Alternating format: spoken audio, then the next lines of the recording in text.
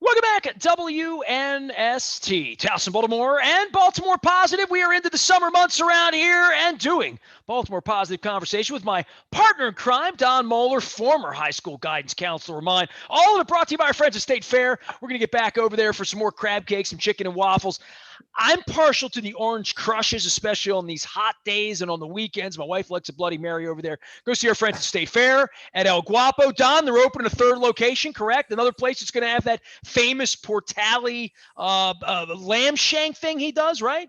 And they're going to have the greatest cocktail on the face of the earth called the Catonsville 9, and Mark will understand the significance of a cocktail called the Catonsville 9. What's in it? It comes it appropriately comes with bourbon with smoke coming out of it, Mark. I love it.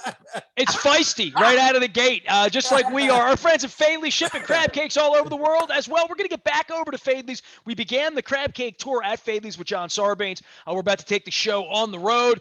Marc Steiner, I'm doing 30 crab cakes in 30 days in the state of Maryland.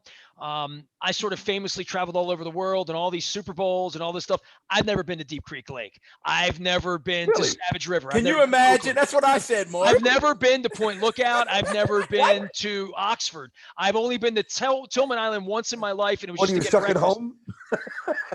No, I was in Tahiti. I was in Paris. I was in New York.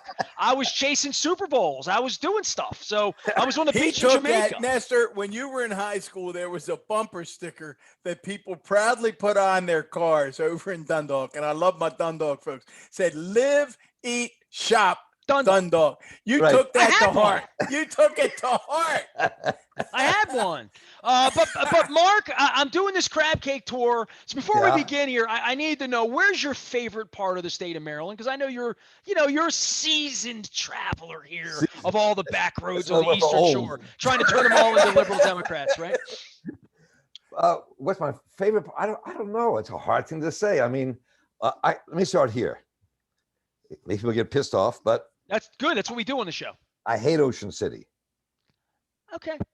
I do not like Ocean City. When's the last time you were in Ocean City? I love Ocean City. It's just, it's nothing. It's like Baltimore on the boardwalk or some shit. I don't like it. I'm sorry. It's just not my kind of thing. Do you not like beaches, or do you don't like people I love on beaches. I love beaches. I go to Bethany. It's just too crowded for you. I get that. I don't like Miami for that reason. I agree with you. I like space when I'm at the ocean. I agree with that. Well, Assateague's right around the corner. You just like hanging out on Hallengren's porch, having some cocktails, looking out over the pond. And that's what that's all about. That's happening in a couple of weeks. What does this mean? Is he going to Deep Creek or something? No. We have a mutual friend, and they go down there. And where's the pond? You mentioned a pond. Salt Pond in Bethany. In Bethany. Beautiful That's Delaware. pond. Who goes there? Beautiful pond. Oh, okay. Beautiful pond in Bethany. We are with the president and executive producer, Center for the Emerging Media, one of the real icons in Baltimore media. When I always say, when he speaks or posts or tweets, people pay attention. And well, Mark, he's a Marylander. I'm upset with you, Steiner. I mean, I asked you to name your favorite Maryland place. I don't you have a pee on favorite Ocean place. City. You picked Delaware. But you did say Baltimore in the beginning. Tell Nestor, here's my prediction. Yeah. I told him that his wife, Jen, the lovely Jennifer Aparicio, is going to fall in love with Deep Creek and that part of Western Maryland. It's so beautiful. I love it up there. I've seen the pictures now, and I really want to go. I'm excited. I've never been excited about a trip like this. When I was a little boy, every summer we went to Deep Creek Lake and we went to Ocean City. Okay, so you did them both with my friend, with my dad's best friend, Trolley Stein, and we went back and forth. But I mean, it was. What was there to do at Deep Creek Lake then? It was like this. It's the lake then, right? With cabins, nothing touristy, right? You swim, you canoe, you fish, you hang out. You live in a cabin by the water. You read. You just do the Walden Pond thing, right, Mark? Yeah. Any bears involved or no? No bears. Well, there are bears in Garrett County. Mm-hmm. But I mean. But there's so much about this state I love. I mean, I like hanging in Annapolis. I think it's a great little town. I like Baltimore. I like Lookout. Good answer. Point Lookout. I mean, I go down there. I have a dear friend who lives there, Wayne Carlin, a great writer, a professor down there. We have a Marine Corps vet from Vietnam. I hang out with him. See, that's what I have to have crab cake with at Point Lookout. See, that's what I need to do. I need friends of friends to show me the local terrain. You know, I'm trying to find Steny Hoyer to figure out where to go in Lexington Park. You know what I mean? But yeah, that's right. With Lexington Park's a trip, you know, because they have, from the era of segregation, they have 2 monuments to veterans. One's black, one's white. They're still over there in Leonardtown. But I mean, you know, I like it all. I mean, but if you want, you're not going to get a good crab cake. No, let me take it this way. The best crab cake I ever had is in my kitchen. Oh, okay. That's what everybody says. My crab cake. What's in your crab cake? Is it a secret Steiner recipe? It is a secret Steiner, and I make it. I'll be making it probably when I see Halligan and the guys. I'll make it. I'll make my crab cakes. Mark, when this is done, not only am I going to have that argument, who's got the best crab cake? Is it Fadley's or is it Costas? Everyone's going to have like, no, I got the recipe. My grandmother gave this to me over in Easton. No, this is my recipe. No grandmother's, my recipe. I'm going to say, let me just go out. I don't want you to give me the whole recipe. But okay. Tell me this part. Yeah. Is dry mustard part of the Steiner recipe? Dry mustard is not. It's not. Okay. Okay. All right. That explains a lot about your crab. Mark, if you had to go out, yeah, you've been all over the state, and not saying it's the best, but if you had one crab cake not in the Steiner kitchen, you had some buddies come in. You had some buddies come in from out of state, and they said, "Mark, take me to where I can get a really good crab cake." Where would you take them and say, I'm pretty daggone comfortable, we're going to get a really good crab cake? You can tell we haven't asked him this question yet, right? Well, the first thing that pops in my head is Fadley's. Of course. That's the first place that pops in my head. It's just the atmosphere of the place. You know, I mean. I could have worn a shirt. See, I'll just put it up here. You know? What's that? Is that a Fadley's shirt?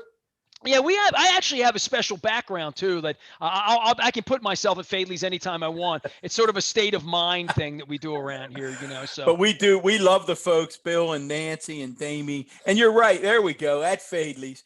The atmosphere just can't. Atmosphere can't be beat. I'm here. I'm right at the bar. Hey, do me a favor. Get me a crab cake and a beer. I knew you'd want some oysters. Mark, I hope some of that atmosphere is carried over to the new Fadley's, right? And the new market. I mean, we don't want to lose all that authentic Baltimore. I do love those folks who are doing it. The mannequins are great people. I really like them a lot. And Theo is a great guy. And his dad's a friend of mine. But I hope they don't play with it too much. I mean, I don't want them to Gucci it out. Yeah, and I feel pretty good. I feel real good about what the folks did at Cross Street. I don't know if you've been over, but I think I've not checked it out. Well, I think you'd appreciate it. I think they've taken it uptown, but they've kept the old funk to it, and I think it feels like Cross Street, and I think that's. I was literally there last night, Don, and I got this bittersweet chocolate mousse at the main produce market in the front. Oh man, yeah, we're 5 blocks away, so I love the Cross Street. I love Lexington Market as well, so I'll feature it for the rest of this. Since you want to feature our Fadley's crab cake, we're okay with that, Mark. They're our sponsor. That was Baltimore when we had those markets. There was that market. There was the market over on the east side. There was the Holland's Ferry, right? Holland's Market. On Pennsylvania Avenue, there was a market. I mean, the markets everywhere. I mean, it was like that's part of the soul of the city. I'd like to see that come back.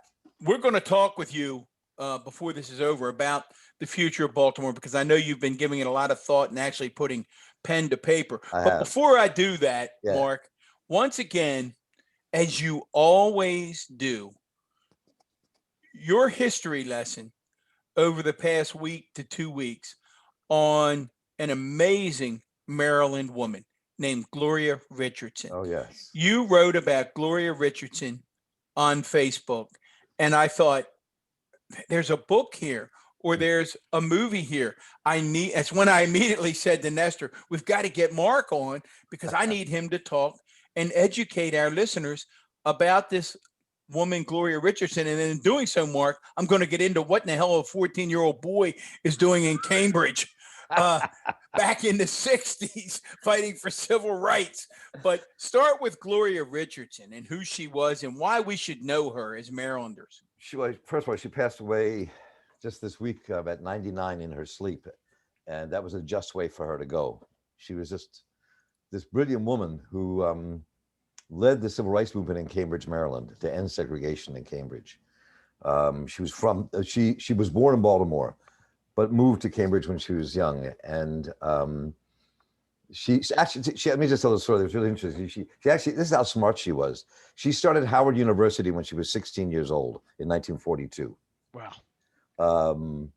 And she started the Cambridge Nonviolent Action Committee, and she was just fearless. There's that famous picture of her where she's walking past the National Guard in 1963 and shoving the rifle with a bayonet aside as she walked. She was fearless. And people have to understand that Cambridge, Maryland is still a very southern city. You know, it's not a Here's mixture. the shot, by the way. I want to share it for everybody Yeah, who's there it is. watching. And I believe the man behind her is the former mayor's father. He was also an amazing man. He drove us around when we were civil rights workers, and he used to keep a 45 and a shotgun under his front seat. So while we were nonviolent in our demonstrations, in our response to the violence to us, everybody was armed. There was a day when we were chased through the streets. These two black guys and I, we were all our teenagers, and we ran to the Freedom House where Gloria had, and the mob stopped because on every floor and every window there's a shotgun. And when they came after us, the windows opened, the shotguns came out, and these white racists kind of were backed up. So Gloria Richardson, she was brilliant, she was brave, she didn't suffer fools gladly. She built a movement in that city that was like no other that I experienced in my time in the civil rights movement, because she not only organized the working class, and her family was fairly well off in terms of the black community. If I remember right, I think her father was a pharmacist, if I remember right. Anyway, but she built a movement of the black citizens to stand up against segregation, face down the Klan and armed white people. Students came from Goucher and Hopkins and Howard and Morgan to be part of these demonstrations. And we were part of a group called the Civic Interest Group, which was like Baltimore's arm of SNCC. And she was allied with SNCC, the Student Nonviolent Action Coordinating Committee. And she just would not, and didn't suffer fools gladly. I mean, you know, she met with Robert Kennedy, and they did this, that I think that she signed called the Treaty of Cambridge, which was, but she never, which was supposed to be a moratorium on demonstrations if the federal government would ensure the end of segregation in Cambridge. And they put it on a ballot, and she got all the black people to not vote. And so it was defeated because she knew it was BS. And she was fearless. Well, Mark, what was happening? I love this. This oral history is just priceless. Well, I'm going to be over at the Harriet Tubman, and we're talking a couple of miles away from there, right? Right, like, right. This is going to be a big part of what I'm doing in August. Right in the heart of it. Exactly right. Mark, what was happening in Maryland? Because a lot of our listeners, they don't know that history. What was happening in Maryland and the 60s that brought Cambridge to the forefront? Give our listeners a sense of that history in Maryland. What was going on that she had to step up and do this? Well, first of all, Maryland as a state was segregated. We were this weird hybrid of like a northern industrial state, you know, Bethlehem Steel and all the rest that was taking place at Port of Baltimore, but it was a southern state, and it had to be occupied during the Civil War because of the Southern sympathies. If you look at Federal Hill, those cannons on Federal Hill were facing down onto downtown Baltimore because that's where the federal troops were to keep Baltimore and Maryland from seceding from the Union. And so this state was a state with deep Confederate and Southern sympathies, and it was a segregated state. So still is. It still is in many. No, it is in many ways. It's still, but in Baltimore, we had the movement here, the Civic Interest Group, and it was sit-ins and demonstrations to integrate, let's say, Reed's Drugstore. It was a big place we sat in all the time in Baltimore. The White Coffee Pot, where I got kicked through a glass door as a kid. And that Reed's Drugstore was the one up on Howard Street, Mark? On Howard Street. Next to the Hippodrome, right? Yes, exactly. The Hippodrome was segregated. Black folks couldn't go to the Hippodrome. Right. So Baltimore was a segregated city. And so that the movement started. But Cambridge was Maryland's Mississippi. I mean, it was a scary place. Everybody was armed. The black folks were armed, white folks were armed. There were shootouts between white and black people in Cambridge. We're talking the early 60s here? Yep. 1960, 1961, 2, 3, 4. This is a part of Maryland history I don't know. We talked so much about what the Republican agenda was a couple of weeks ago about, what are we going to teach our children and stuff. I'm from Maryland. I didn't know a whole lot about Gloria Richardson. No, listen. And I'm going to Cambridge, and I didn't know how segregated it was, to be honest with you. It was highly segregated. I mean, even when, why am I blocking her name? Oh my God, this is embarrassing. It's okay. The mayor of Cambridge, the first black mayor, woman. When I went to interview her and went down to interview folks who were part of that movement for a piece we did a bunch of years back on the Marc Steiner show, it was so fascinating to me that even though they had a black woman mayor, everyone else was white. It's still this bastion of white conservatism and right wing. Victoria Jackson Stanley, is that correct? Yeah, exactly. That's Victoria Jackson Stanley. Thank you. I don't know. I just blocked in her name. I have Google. Oh, there you go. have age and wisdom. Oh, the aging with a big A. I gave you wisdom too. We're sponsored by Wise Markets. Mark, come on. Mark, in the it's middle right here, of this, Mark. I got it right here. I got your wisdom. It's right here.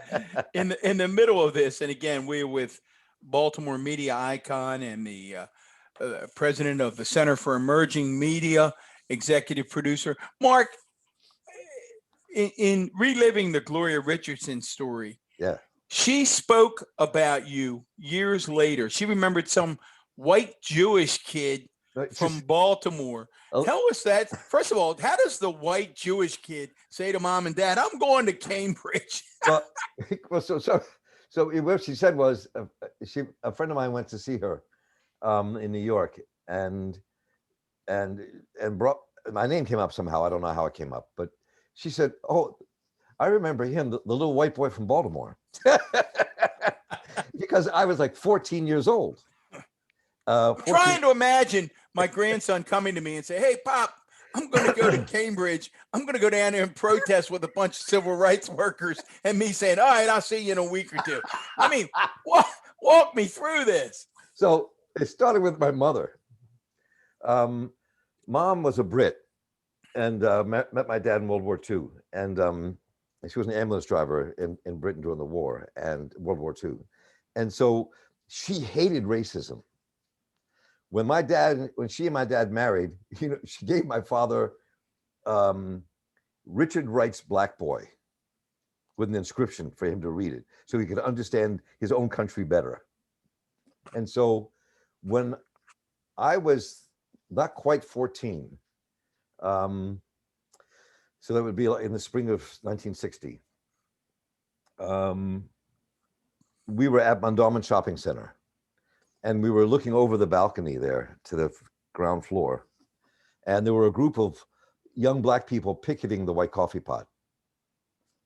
And I asked my mother if I could join the picket line.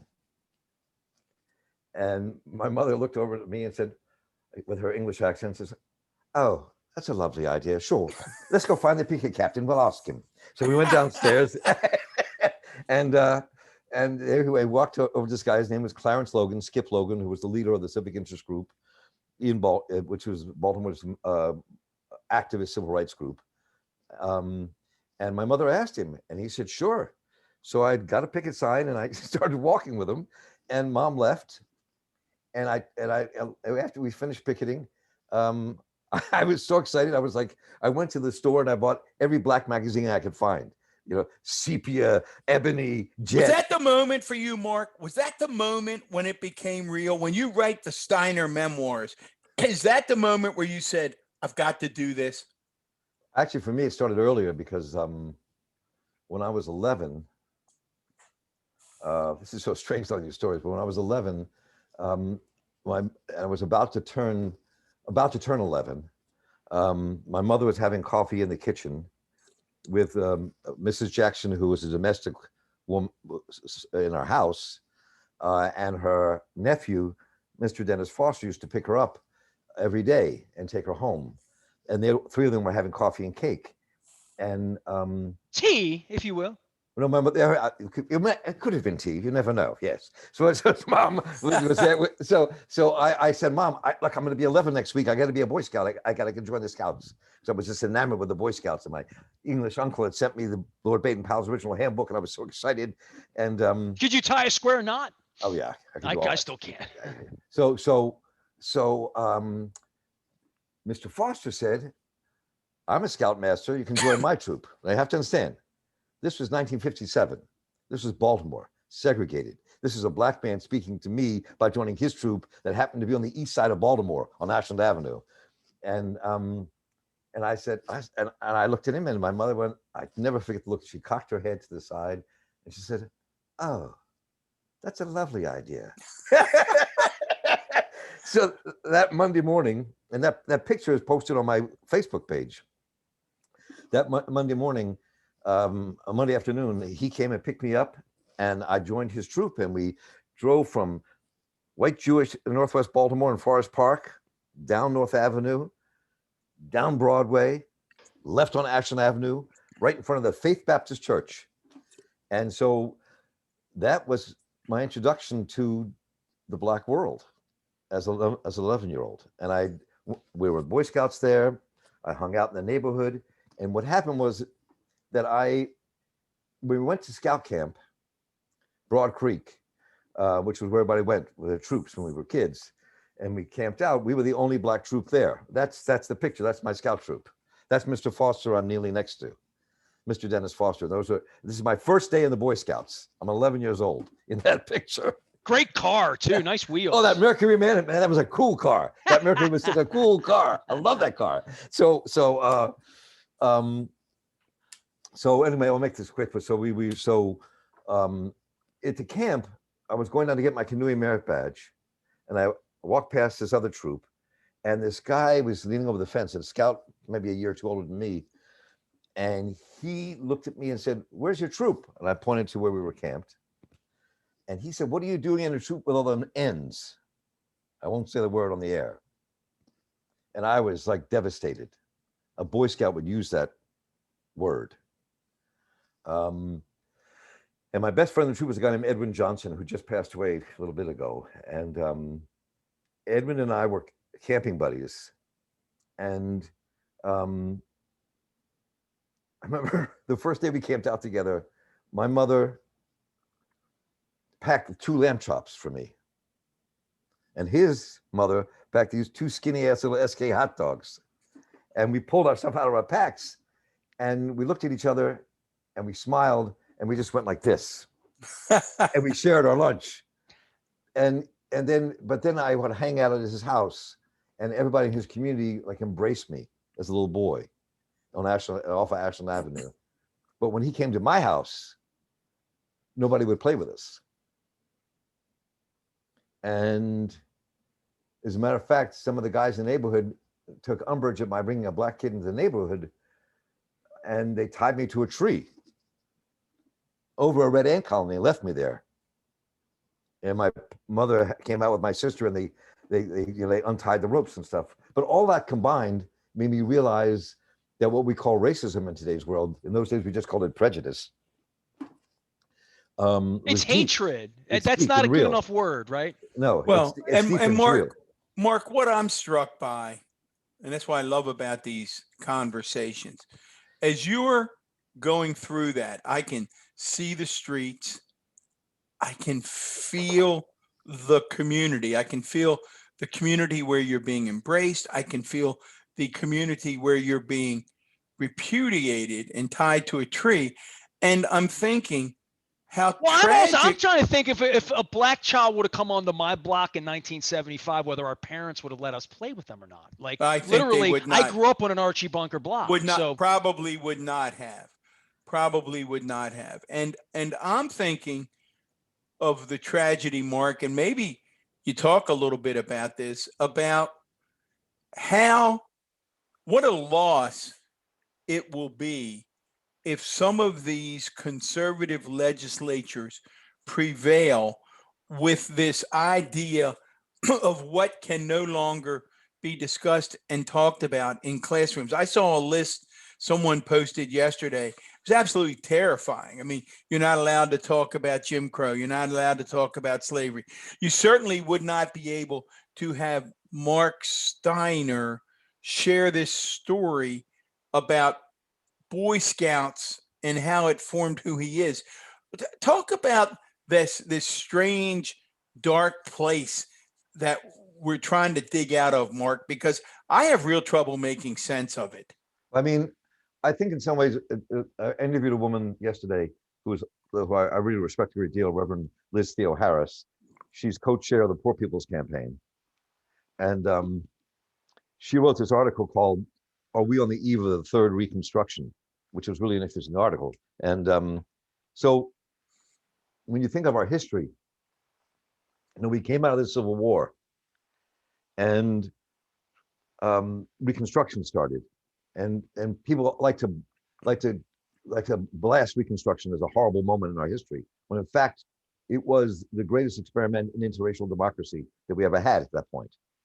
And where poor blacks and whites, newly freed black folks and poor whites came together and built these democratic institutions, started public education in the South.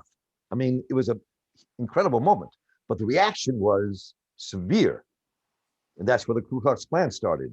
And the former Confederates and moderate Republicans, they came together and to destroy Reconstruction, and they did, and that led to, and they completely wiped it out in 1877. And that led to 90 years of abject terror against black people in America, abject terror in the South especially. So, so then fast forward, World War II, and you have returning black veterans coming back who refuse to put up with racism and discrimination. And that was the beginning of the Civil Rights Movement that led to the Montgomery bus boycott in '55, the Supreme Court decision of '54 to end segregation in schools. And that gave us the Civil Rights Movement that begat the environmental movement, the anti-war movement, and all kinds of other things in this country, and created legislation and voting rights and the war on poverty and things like that. And the reaction for the conservative right was severe, starting with the Lewis Powell before he became a justice, and with the Powell memo organizing conservative opposition to all of this. And so there's been this like 50-year march by the right wing to consolidate power. And they have. That's exactly what they've done. And they've built this power. They control most of the state legislatures.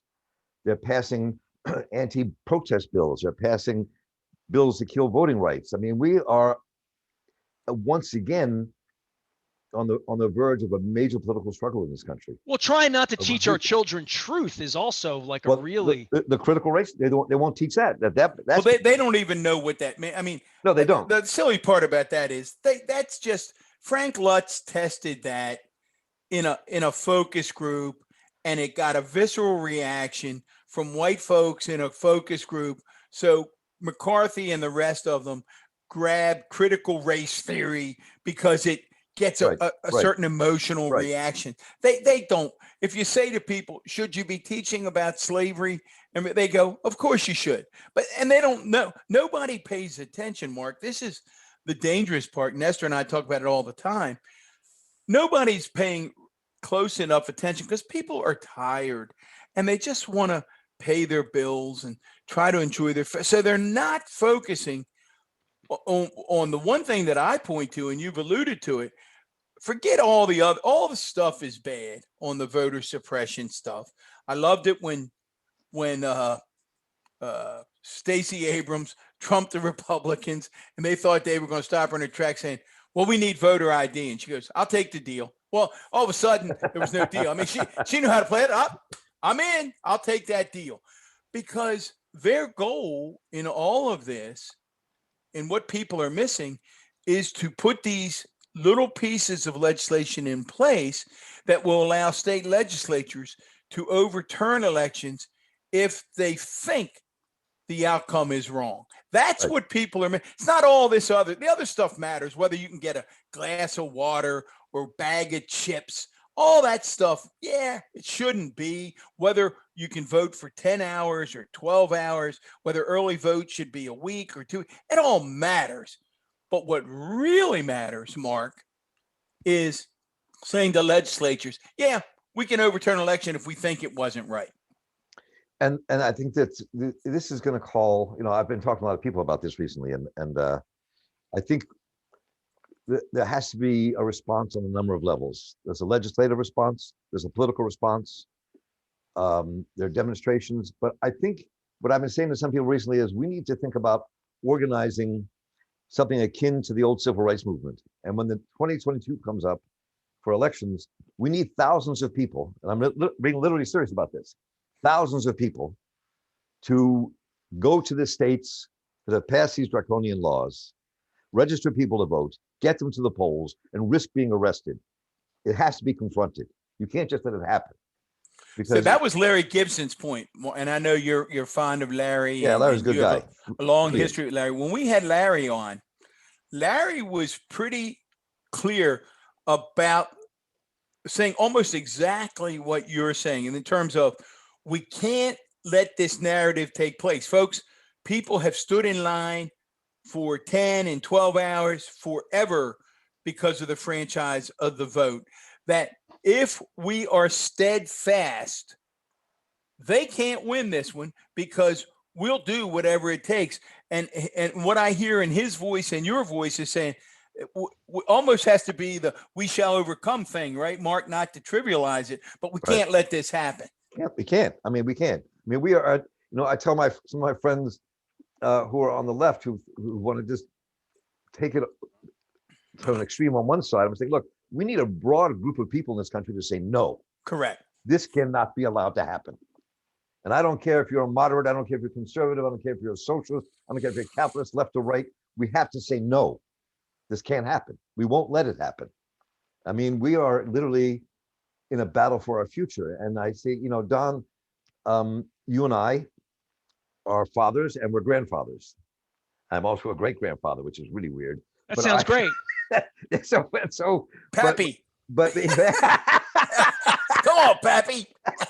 I'm going to tell you just what I've been Oh, Pappy, belly up to the bar. Give me a crab cake. We have to think about our what world our children and grandchildren are going to inherit.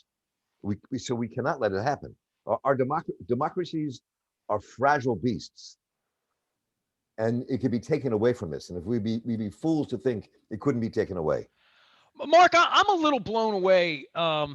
And it's been a while since we got together. It's been so long that I didn't have the crab cake thing. So I guess it was last year. Next time, bring me to Fadley's to do this, so we can have believe me, this crab cake tour is never going to end. What I've learned here, and I think I'm spilling the beans of the tours. I'm going to be doing the tour forever because I don't think I'm ever going to run out of places to have a new crab cake here. I love crab cakes. Yeah, well, and they're all different. That's the beauty of the thing. Yeah. But it's been a little while since we had you on.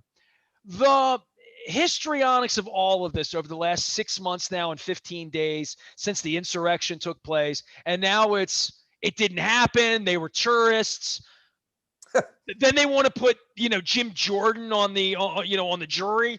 It's who, by the way, breaking news as we're recording this, Nancy Pelosi has vetoed that choice and another. I bet so. I bet so. Well, you don't want to let the witnesses to the crime who are part of the crime be, involved in exonerating people. This last 6 months where Trump is in exile, raising money on every outrage, he's still a candidate in the eyes of some people. In the eyes of some people, he's going to prison. His billionaire buddy, is taking payouts from the UAE. All the books are coming now, right? All the books of how crazy the shit was, right? That we all lived through and witnessed and knew. He's sort of a drug addict, sort of out of his mind, psychotic, like all of those things we witnessed for 4 years. What happened at the Capitol on January 6th and I watched it. I've had witnesses on for 6 months.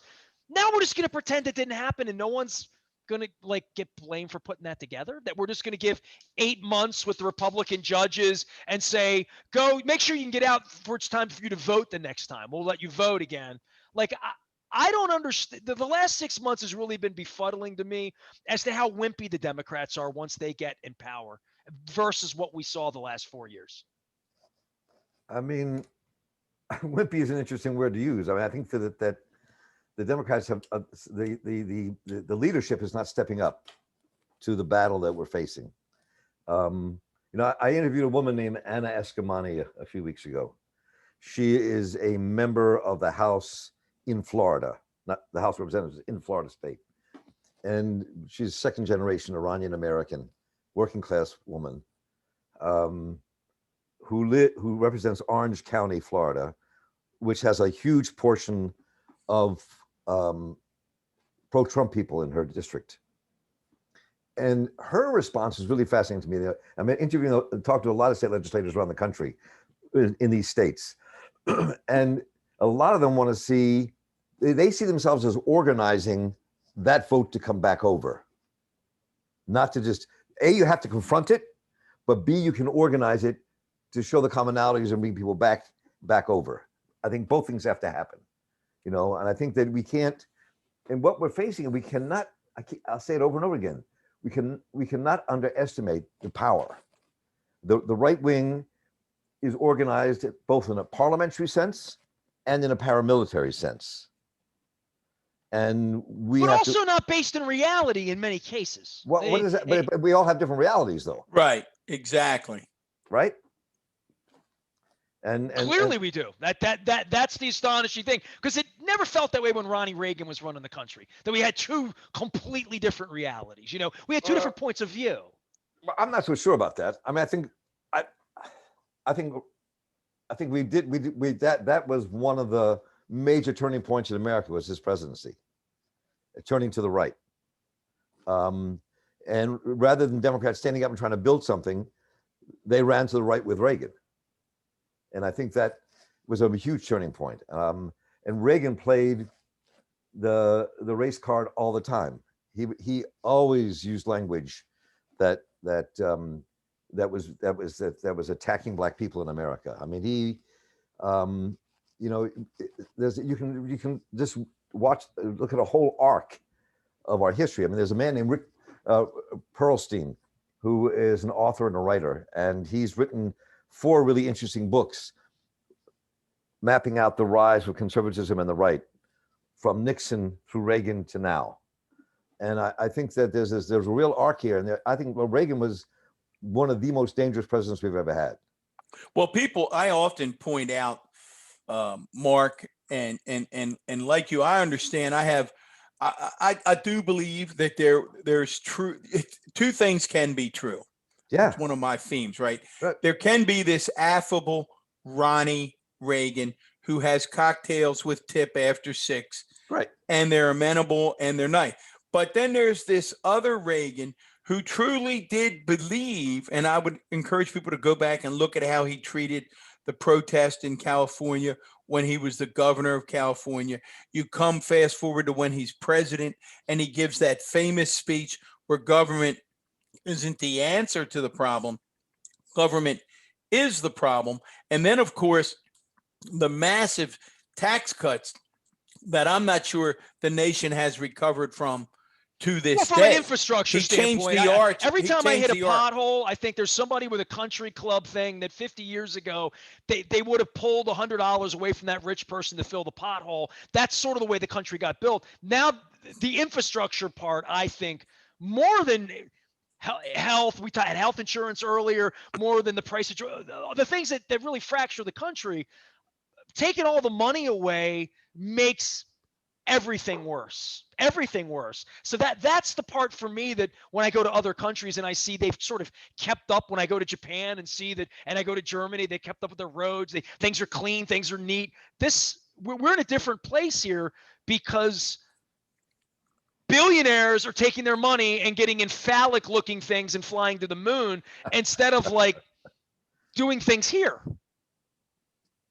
Yeah, I'm not. It's funny you mentioned that thing to the moon, Mark. I don't know what your take was, and I want to get on to at least a preview of what you've been thinking about Baltimore. But I say, and I'm not. Listen, I'm not opposed to exploration, and I'm not opposed to rich guys trying to be on the edge of science. But I said to Linda yesterday, I said, and I thought Bezos had a pretty good answer to this when he compared it to the Barnstormers and the Wright brothers when the He's first got a PR team like you and KO well, that was behind pretty good answer. That you flew 100 feet in the Wright brother, landed in a cornfield. Who'd have thought that was going to be what it is? But I did say it's hard for me to look at what happened yesterday. I said, other than a much better, glitzier, more expensive version of Space Mountain at Disney World. In other words, well, he doesn't pay taxes, Don. If I that's can the go. Issue. Yeah, well, that's a separate issue. No, that's not a separate. That is the issue sure for me. It's a separate. Well, but it's a separate issue. But what I mean is from whether or not the exploration is good. Do you have any thoughts, Mark, about the exploration itself, whether it's worthwhile? Well, I have a bunch of thoughts on this. I mean, I tweeted back and forth with Sherlyn Eiffel from LDF this morning about this. Sure.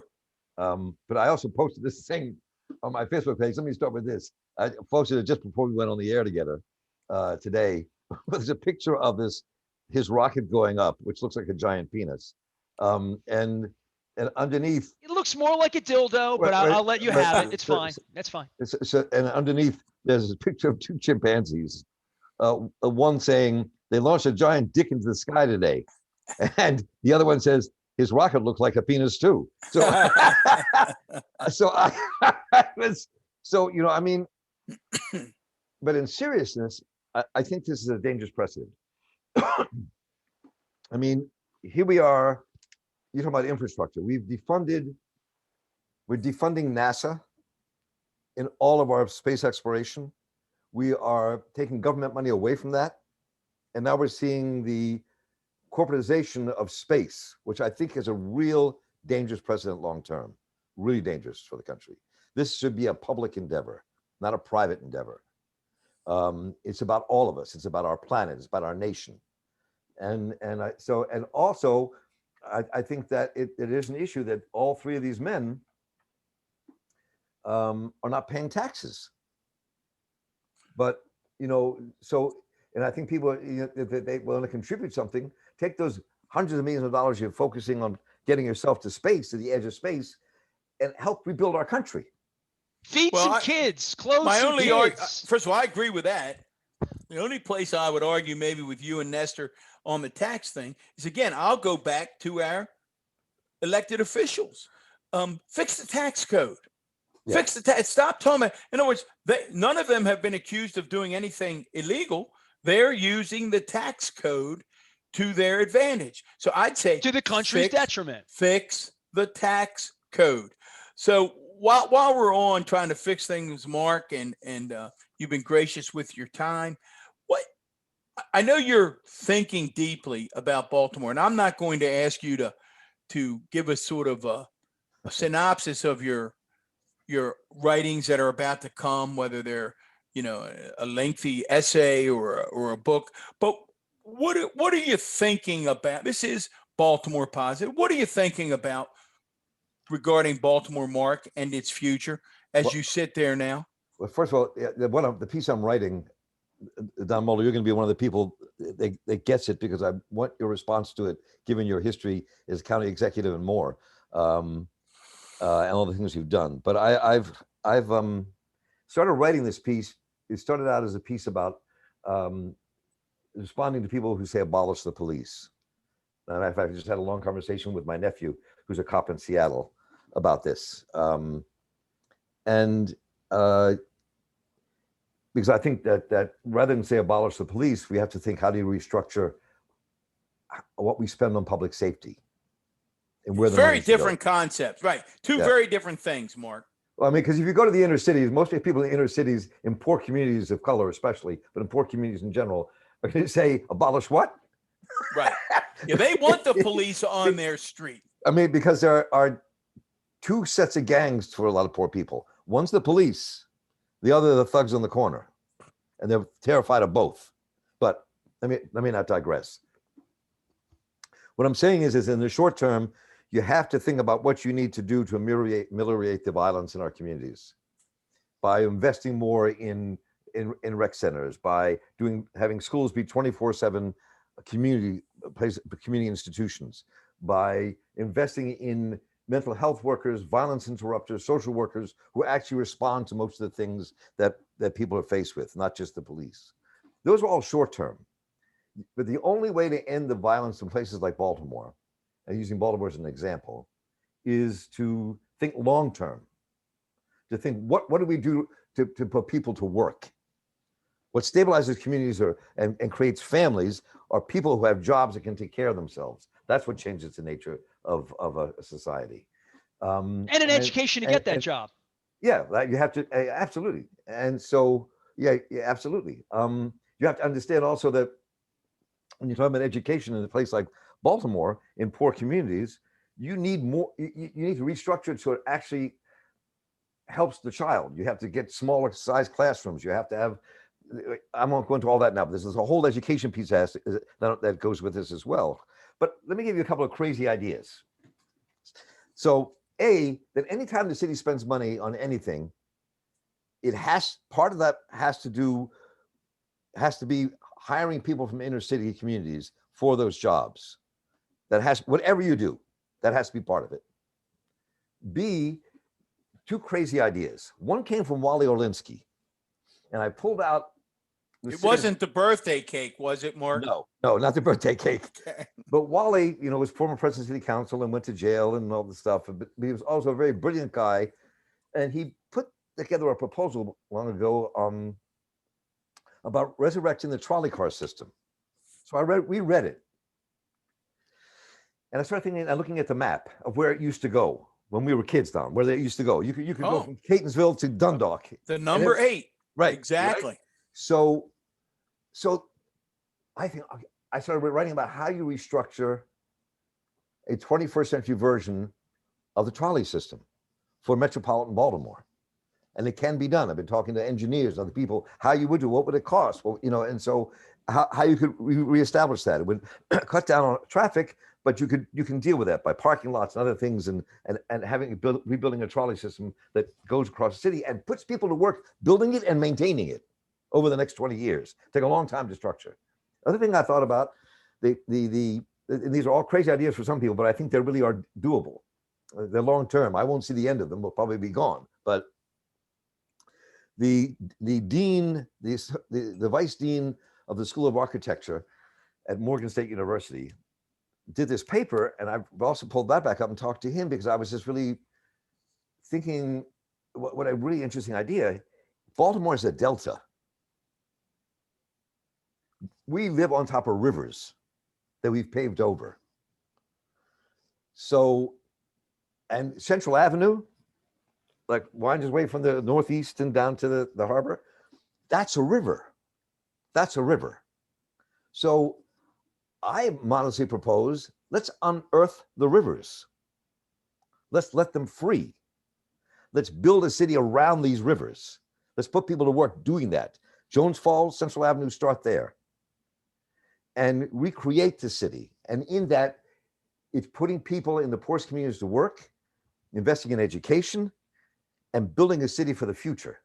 Is that what they did in like Medellin and different? I mean, there are. Oh yeah, Medellin's Medellin's a great example. They've done amazing stuff in Medellin. In terms of they have a bus system now that's the best of the planet.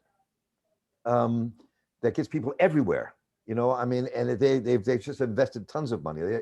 I mean, you have to look around the world to see what other cities Well, you can see places that were far worse off than Baltimore, although we're getting there. That have improved, but they only improve with leadership. All the things we talk about here all the time at Baltimore Positive, literally, Mark. I think we had to think way out of the box, as people say, and ideas that might seem crazy, but they're really workable. And think about how you build a future. And I think we've got the jury's out on Brandon. I like him. I hope he really does a good job. I'm behind him.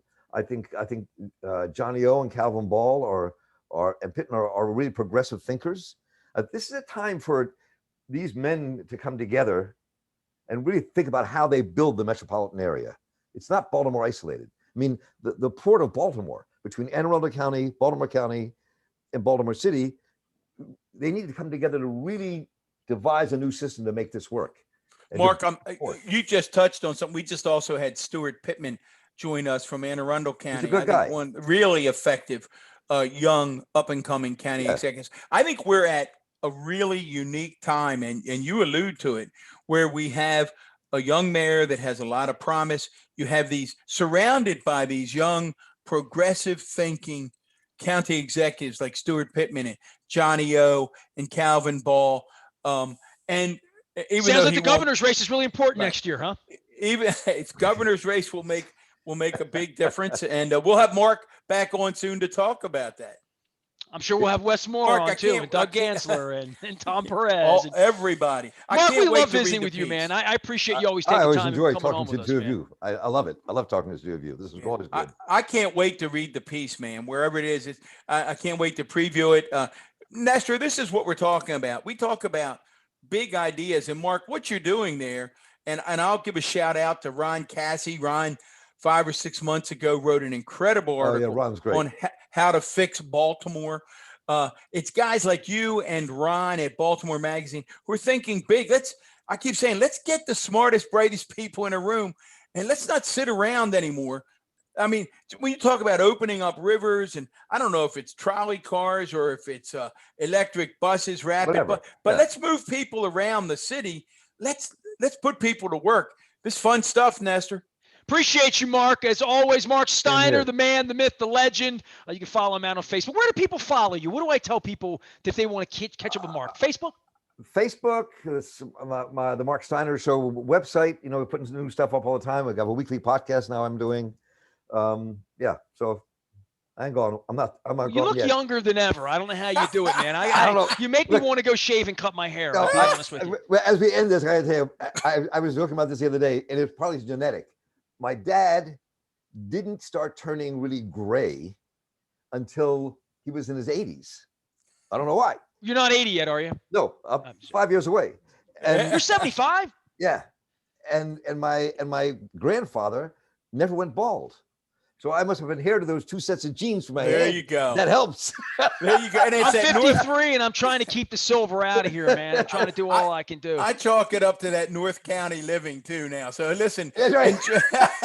enjoy the beach. Have some fun at Bethany with the boys. I know you guys will have some chuckles. All right, I will. I'll be here in Maryland, our home state. I'm not going across the border, although I am. They have a kangaroo petting farm, right, very close to Bethany, by the way. So my wife and I are going to do that. We're going to be doing something. We're going to be ziplining. We're going to be seeing new things, telling stories, meeting new people. It's a Maryland Crab Cake Tour. All of it presented, of course, by our friends at Wise Markets and our friends at Royal Farms, where Chicken Palooza is alive and well this month and next month. I'll be hitting the Eastern Shore for some fried chicken as well. On behalf of former Baltimore County Executive Don Moeller and our guest Marc Steiner, I am Nestor Aparicio. We are WNST, AM 1570, Towson, Baltimore, and we never stop talking Baltimore